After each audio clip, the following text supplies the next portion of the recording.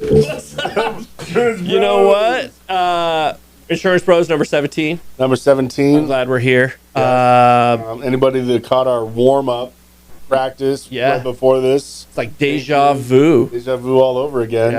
Yeah. Like Yogi Bear. Well, let's see. What have we talked about so far? We've talked about camping. We talked about sandwich hacks. I have a really good sandwich hack. Yes. It was a good sandwich hack. We talked about everything insurance, because we wanted to be insurance agents when we grew up. Yep. So, I did a college internship at a bond company. At a bond company. Yeah. That was fun. I was in the basement writing claims on manila folders. You know what? I worked in a basement at college, renting movies. Yeah. It was a cool job. You were Blockbuster Video? I was Blockbuster Video at Quincy University. Woo! No one came downstairs for the videos because they were like all educational stuff. Did you have like a room on the side where it had like a beaded section and you could go in there? Part I'm talking about? Yeah. I had a buddy that had one of those. Oh, yeah. Well, that's a little different. That was after work. Yes. Yeah. You know what? It was like the basement of Ghostbusters at the beginning of the first one. Yeah. It's all dark and there's books and shelves.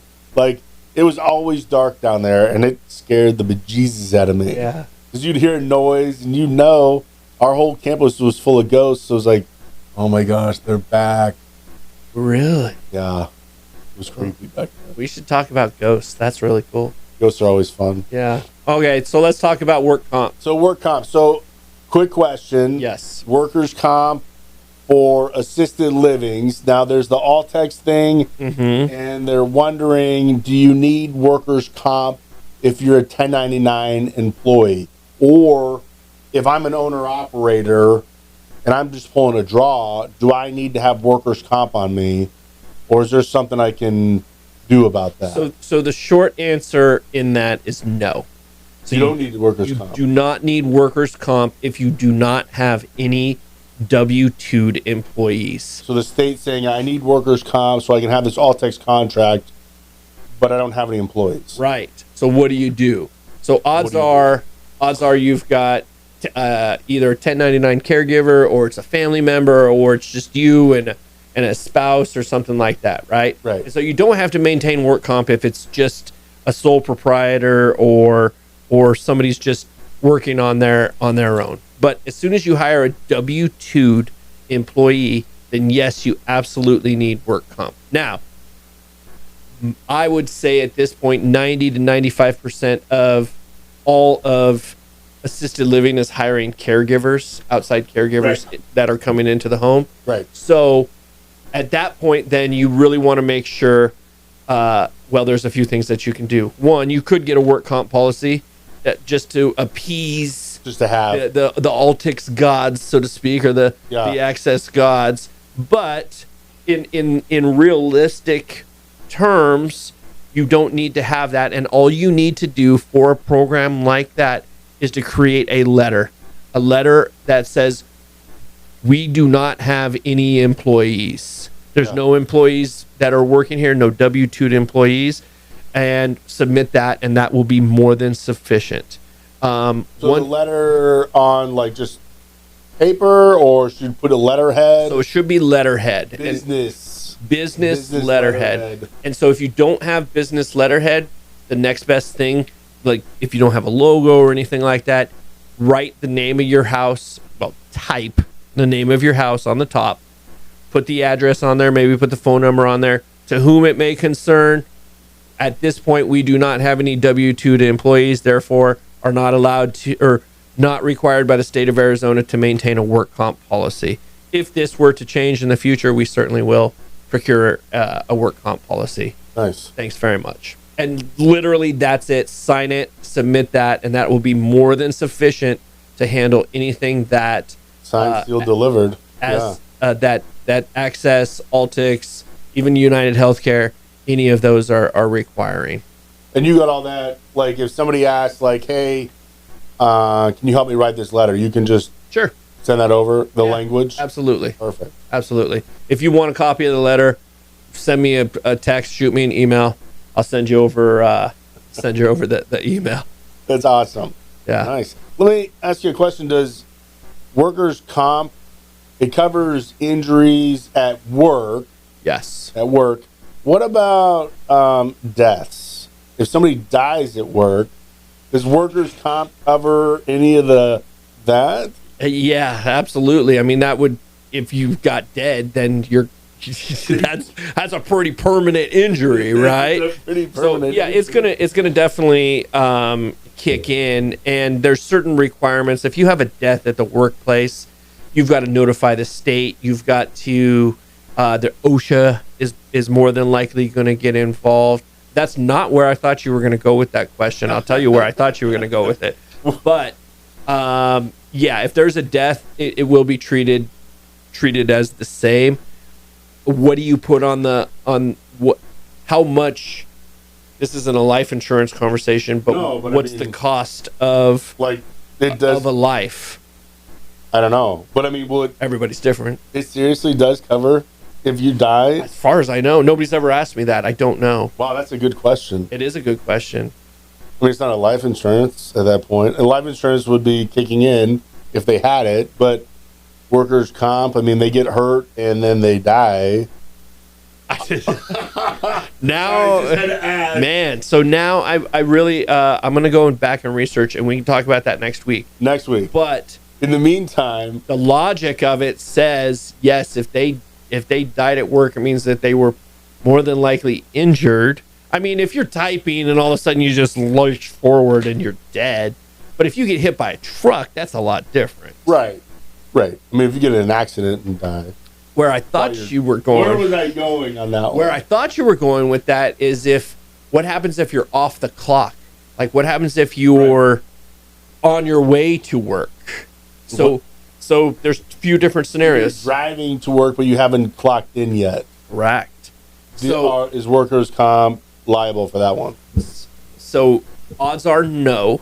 So I just had a situation with a client, a work comp client, who they had an employee who left their house at like 7:30 in the morning. Their shift started at 8.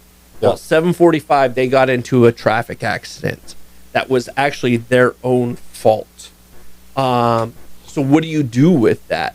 Well, they're not on the clock. They're on their way to the job.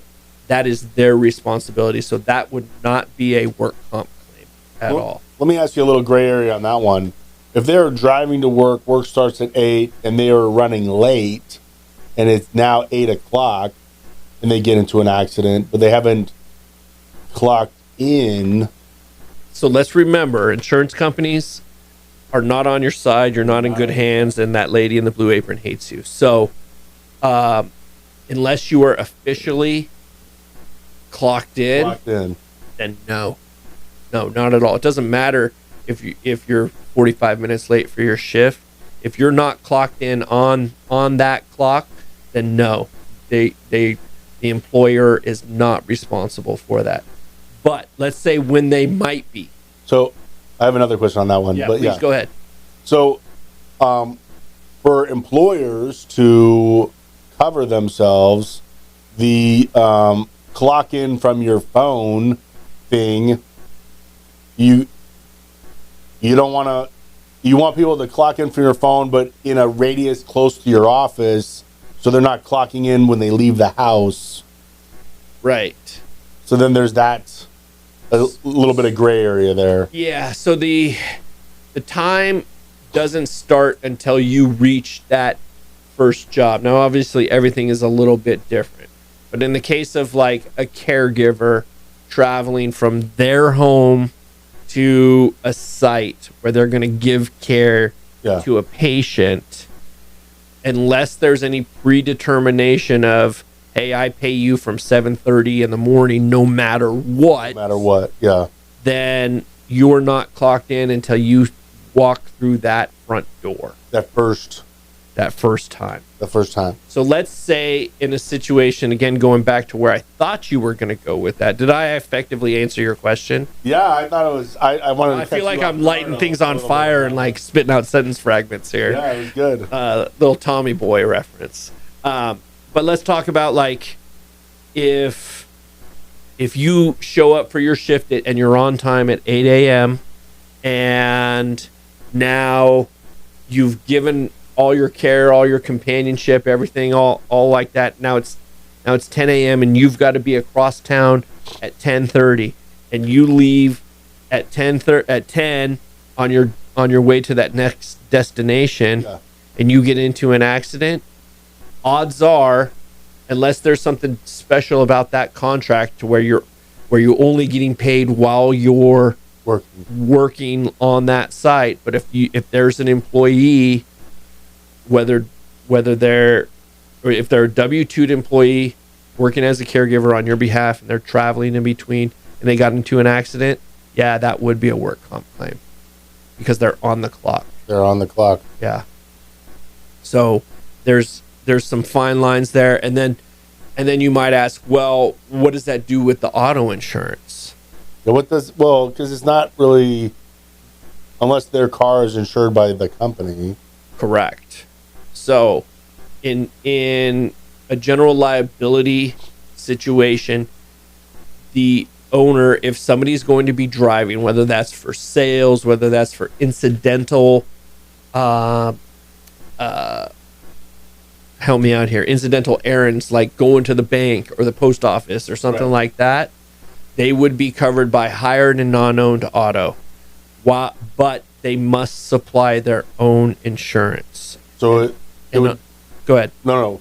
Well, odds are that their insurance will kick in, but will subrogate against. So their insurance is the primary in the beginning. Correct. And then the company is the backup. If they have hired an unowned auto. Yes. So that's good to know. It's pretty complicated stuff. So when you're starting a business, make sure to look at all the angles. Yeah. There's a lot of what's going on. Yeah, there's a lot of different things. And when you think about like being a business owner, you've got to protect yourself you have to protect yourself from everything, including employees. Well, let me ask you another question. So like lunch break comes around. Yeah. And people go down to McDonald's for lunch. Are they still on the clock? And that depends on whether you're paying them for a lunch. So at that point, if they're going to leave the premises. So I would say that like, and quote, don't quote me on this, but just off the top of my head, if you get paid for 2 15-minute breaks, but not your lunch, right? Right. So back in the day, they used to call it a smoke break or something like that, but yeah, you'll get paid for those 2 15 minutes, but maybe not for your 30-minute lunch. You're technically off the clock. You're on your own time, not on the company's time. Especially because the company didn't say go down to McDonald's and get me a Big Mac. Right.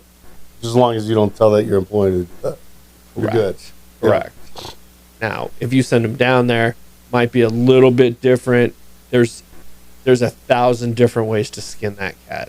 I imagine there are, yeah. So lunch breaks are a little iffy. Yeah, can be. And then, you've always got a variable of hourly versus like salary, exempt versus non-exempt. Right. So would that technically be covered if you're on your lunch break? Well, you're a salaried employee. In theory, yeah. So there's 1,000 different variables that go in. Consult your insurance professional. If it's me, I'll more than likely spit out sentence fragments and light things on fire. There's nothing wrong with that, Change it up a little bit. Change it up. Spicy. Yeah. Yeah. Let's kind of shift gears. Let's talk about something upbeat like funeral planning. Yeah, because that's upbeat. And death, right? Everyone is so upbeat. Yes. I saw a commercial the other day, or not a commercial, like a TikTok thing where it was like a father passing the dad joke on to their son, where it was like, Dad, can if they were passing a cemetery. And he's like, Dad, can I say it? He's like, yes, son, you can. They're dying to get in there. And there. They showed the kids in the back, like, same look my kids give me. Yes, that is a funny one. But let's talk about, like, what are the basics of planning? Like, yeah, I mean, we're gonna let everybody down at least once in their life. In the end. In the funeral. And unfortunately, we do let people down. Yeah. Into the grave. I saw another one where they put a recording. They lowered the coffin, and while they were lowering the coffin, they played a recording like, what's going on? Like, it's dark in here. I think it was from like Scotland or Ireland or something. The one thing that always got me was the bell on the gravestone with a string that went underground. Yeah. Is that a real thing? I guess it was a real thing because, like, I guess during the plague days or whatever, they were just burying people, and they wanted to make sure they weren't burying people alive. So they string if the bell rang, then you went and dug them back up. But I mean, I kind of want one of those on my grave, and then I want it to automatically ding every now and then. There you go. only when family's stopping by. Right? Have a string that goes in a tube underground to a little motor that's kind of solar powered, and when somebody walks up, it triggers it and it moves it. Ding, ding, ding, ding, ding. That's crazy. One of those Halloween things. Yeah. I don't know. Let's talk about like planning. So what's the benefit of funeral planning? The benefit of funeral planning is locking in today's rate. So you go to a funeral home, you sit down with their planner, and you write up your funeral plan. So whatever today's rate is what you can actually contract for however long you live. So does that mean if somebody planned 20 years ago, their death, or at least their death plan, is not affected by current inflation? That's right. So it's called a pre-need insurance. Pre-need, the need, and it's funeral insurance. And basically, the client has a contract with a funeral home for this price for cremation, burial, whatever they're doing. And then when the family brings it in, like 20 years ago, they bring up a policy, and we look at it, and it's nowhere near our prices, but we sell these contracts to families. So if we don't honor this contract, then no one's going to buy one of these leads. And they're basically leads for the funeral home for the long run. So all funeral homes pretty much honor the contract. So whatever there was, we make it happen in their parameters. There's funeral homes that have been around for a century. Sure. So they have these built in, and they work with things. And then there's funeral homes that eventually the owners sell out, but the funeral home generally stays in play. I've only seen one in my lifetime, just like Lowe's, but they sold out. And when another funeral home comes in, they buy the book of business, the pre-need. Got it. And then they buy the phone number. So it never really closes. It always stays there. But then these insurance policies are a contract between the client and a funeral home, and the money's held in an insurance policy. So the insurance companies don't go out of business. Yeah. They just pass it to the next funeral home. So then the family takes that to the local funeral home, and they tell them, these are my mom's wishes, and then this is, it's already prepaid and it's over here. So so the benefit of it is you can do a full, viewing service, gathering, bring all your family in, have flowers, if you're going to do a cremation, have a rental casket, a big oak casket. It's pretty cool.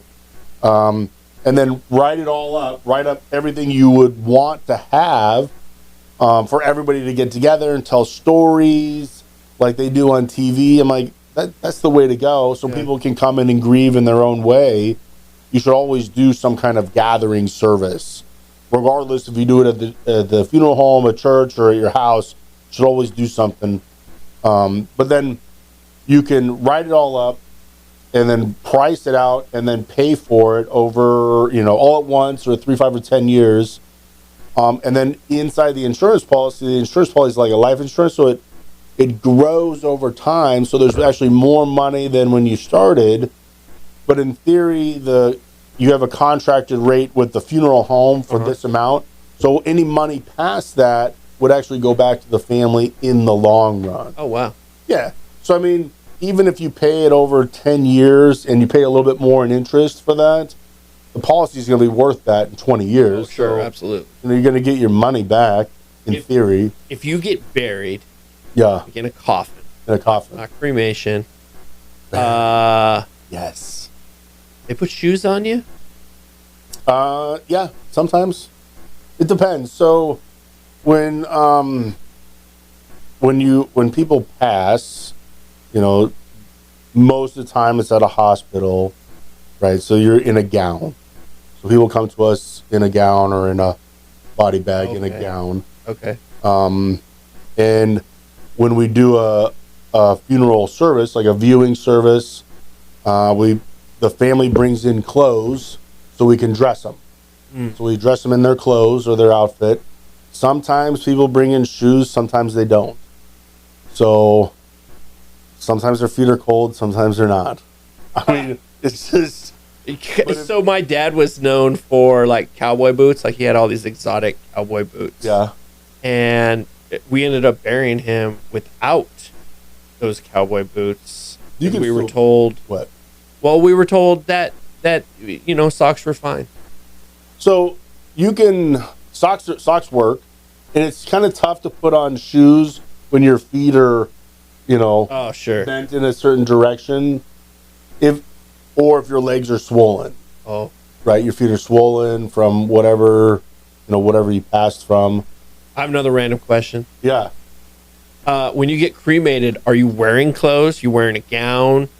Yeah. Are you naked? Well, no. I mean, generally, whatever you die in is what you get cremated in. Oh, really? Right. Well, if you come from the hospital, you're in a gown, in a body bag. It goes into... The body bag goes in there, too? Yeah. Oh, wow. Yeah. Everything goes in there. Everything goes into the big box. So everyone is cremated in a container. So a cardboard box, like 7 feet long, is the standard. That just goes away. That just goes away. Yeah. Everything just kind of melts and goes away.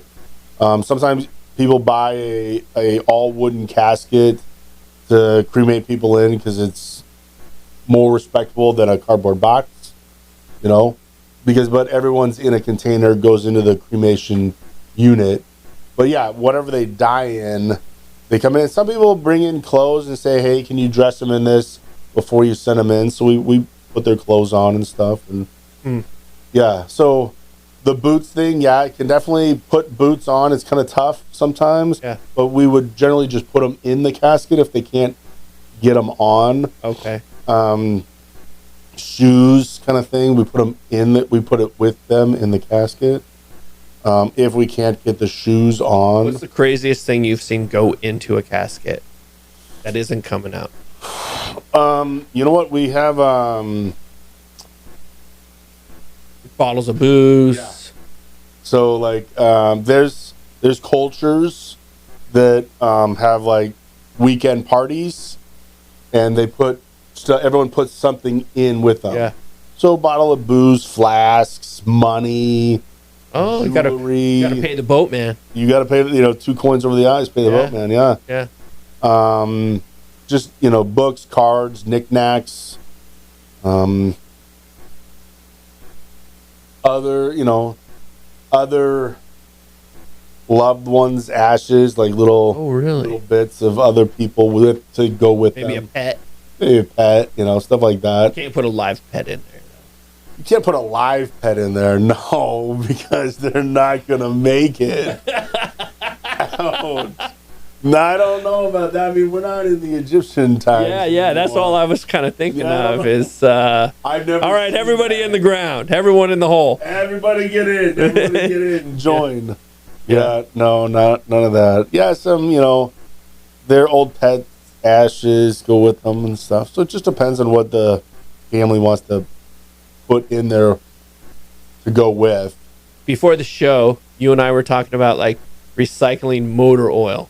Oh yeah. Right. So I just random. I mean, I guess you could put motor oil in there. Total random question though. What? So like, let's say, one of my wife's fears is we're both going to be cremated. It's pretty much the plan, right? Right. Okay. And she wants to be like mixed together, and I'm like, I keep going off the philosophy is like, as soon as I'm dead, I'm free to date.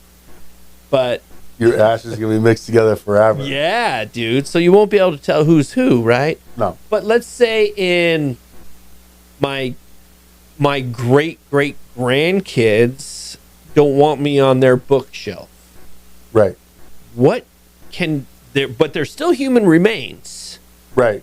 Is there a like a recycling program? Is that something you could drop off? Actually, after like 10 years, the ashes turn into motor oil. Really? No. Oh. Yeah. Is there a recycling program for? Yeah. What do you do with? So you know what? Every now and then, somebody buys a house, and they're like, "Hey, I found this box in the garage." Yeah. And it's got remains in it. They drop it off, and we've had people drop off ashes to the funeral home. There's no real recycling for that. It's more of a just scatter. So, if you find some of those, just scatter them out in your backyard. Best bet. Or the neighbors. The neighbors, Probably for the sure. neighbors, Yeah, the yeah. neighbors. Maybe in the HOA common areas. Yeah, right. In the middle of the night. You know what I would? Yeah, I would just go out at night and spread them right by your neighbor's front door. So whatever happens in the middle of the night and their doorbell starts ringing, it's them. Wow. That's. You know what? Yeah, you can do that, but what you could do is have your ashes turned into a diamond, right? Diamond, and then put it in a ring, and then pass that as an heirloom. So the reason that I thought of that question and what you said. So when my grandparents passed away, they were, I think, 96 and 94 years old. Yeah. And you're talking probably right around COVID time, maybe pre-COVID, 2019. But my brothers and I went up to my mom's house in Washington. Yeah. And we went to a glass place. Yes. Like where they blow glass. Right, they put it in the glass. Yeah, and so I actually have like a paperweight. Orb. Paperweight. Yeah, an orb. But it's got both of my grandparents' ashes in it, and it looks like a universe. Yeah. But and we literally have told my sons like after we're dead, this does not go to Goodwill. No. Because this is Nana and Papa. Yeah. I imagine. But like, what do you like? In 100 years from now? In 100 years from now, nobody's gonna care. So no one's gonna know. Yeah, no one will know. It'll be a paperweight on someone's desk. Yeah. That they found at the Goodwill and be like, "This is cool." Yeah, I bought this at a yard sale for a nickel. Yeah, this is the coolest thing I've ever seen. Yeah. I mean, I don't know. What do? You just hope for the best that it, you last. Put the ashes in something, bury them somewhere. Wow. Really turned morbid. Yeah. You know what? Put them in an urn. Make sure you have a really nice urn that they're in. That's sealed. Sealed urn. Yeah, because if you super glue the top when you put them, put the ashes in and super glue it and then screw it back on, they can't take the top off. Oh, sure. Right. So at that point, it's in a really nice urn that might not go out of style, and you probably last in that for a while because no one's going to get rid of an urn. Right. They're like, well, I don't want it on the mantle. Pretty much know what that is. Yeah. Maybe I'll just put them over here or something. Maybe it's put in my office, but at that point, it's what's in there. In theory, you would know what's in there, and then and it's an urn. So it's not like a box on the shelf or like an orb that could disappear. Yeah. You know, it's something that you know what's going to be. Yeah. Yeah. Because, you know, sometimes it's just a box in a closet and you don't even know, you know, and you're like, oh, what is this? And you're packing up Dad's house. Here it is. Mom, like, yeah. Oh my gosh, I found her. Yeah. How we can put them together? Yeah, I don't know. You know what? I took a left turn from insurance. You know, put them in some jewelry. Put ashes in jewelry or a really nice urn, or scatter them. Yeah. Yeah. If they bring them in, we just go camping up north and scatter them. My mom has talked about becoming a tree. Yeah, you can do that. Yeah, where they put you in like a pod. So there's a couple ways of that. You can buy this urn that you put the ashes in and trees, and it's made out of fertilizer, and then you bury it, and you can grow from that. Or in Washington, I believe, you can be. Look at that! Wow, it's the ghost. Oh my gosh, the insurance bro ghost. Insurance bro ghost. Go ahead, I'm listening. That's yes. I want to hear it. I want to hear it.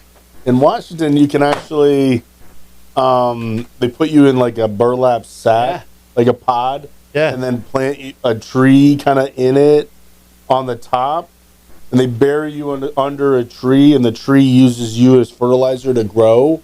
So yeah, they do that. You can get that done. Yeah, my mom lives in Washington. Maybe that's why she's always kind of talking about it. Because that's like the only state that they let that happen. Live burials, like green burials like that. Yeah. I mean, in theory, you can do that on your own property. You know. Sounds like a different conversation. In theory, right? I don't know who you call for that one, but you know, every funeral, every cemetery is a little different. Cemeteries up north don't require a vault in the ground. So, and they will just backhoe, dig that thing up right in front of you, drop the casket, fill it back in, and you're good to go. And it costs like half the cost or a quarter of the cost of a cemetery down in the valley. Will it develop a sinkhole, like if it gets crushed? It will, and they come in and fill it in over time. Wow. But, you know, in the valley, they require a vault. You know, so you have to go in the vault, the casket, for the water and stuff. Water, sinkhole, everything. Yeah. But then, some other places you can do green burials where you just bury somebody in a wicker casket in the ground. So, I mean, there's those ones available. And then there's just the pods. Just literally going up in a pod. It's like a burlap sack. And into the ground, and then there's a tree planted above you. Is it a fruit-bearing tree? It's a blood orange. Touche. Yes. Close us out with pre-planning for your funeral. Pre-planning for your funeral, yes. Make sure to lock in today's prices, and if anything, you just put it on paper. So, you know, if you have somebody moving into your assisted living, get it on paper and put it down, because when somebody passes, you don't want to be waiting for the family to wake up in the middle of the night to figure that one out. Yeah. But it's just, in general, it's good to get that taken care of so you don't have to pass that burden to your kids. Would you guys go and pick someone up in the middle of the night, or is that... Yeah. Oh, yeah. We always pick people up in the middle of the night. Well, we don't. We have a servant. Yeah, there's a mom and pop, this guy named David Crawford, that we use forever. Use him forever. He's amazing. Him and his kids, they go and pick people up in the middle of the night. Oh, wow. Yeah. And they're like dressed. The like a shirt and tie, and you know, and like what you would see on a movie, like a cleaner. Yeah, they're cleaning up the mess, like a John Wick type of thing. Kind of, yeah. Like I need an order to go of like 12. We used to have a transporter that looked like John Wick. Really? Yeah, the suit and tie, black everything, slick back hair, and like, you know, and then you know, he would roll in sometimes late at night when I was working. His hair is kind of down. I'm like, oh my gosh, it's John Wick. Wow, it's crazy. He would just go pick people up. But yeah, I mean, They do a good service. They pick up and, they cover up. If they're a veteran, they put a flag over them, and then they have a flower that goes on top. Awesome. So they're very respectful of the passing. And then they bring them to our place in the middle of the night, open it up, put them on in our cooler. Yeah. Cooler. Wow. Yeah, the cooler. Our cooler holds about 40 individuals. Wow. Yeah. So, which is we should do a tour of that one day. One day we will. Yes. Yeah. I don't know if I can live tour the inside of the cooler, but the outside. Yeah. No, we don't need to see any of that. We all seen Men in Black. We know what it looks like. Right. Yeah. I mean, that's enough. Yeah. But we can the back room where the that'd be awesome. Preparations happen. We need some guests. Let's get some guests on here. Yeah. Who wants to be on the Insurance Bros? I was talking to someone the other day about being a guest. Now with an improved sign. Yes, that as long as our ghost doesn't do anything, we're okay. I think that's more of the duct tape ghost. I think it's the duct tape ghost. There's not much to stick to. No. Those little points. We're going downhill quickly here. All right, well, that's the end of that. So, finish us off. Let's see. I don't have anything really coming up this week. Just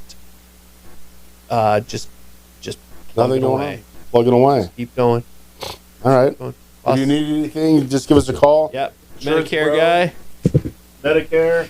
Liability guy. PNC. All right. Thanks very much, guys. Have a great afternoon.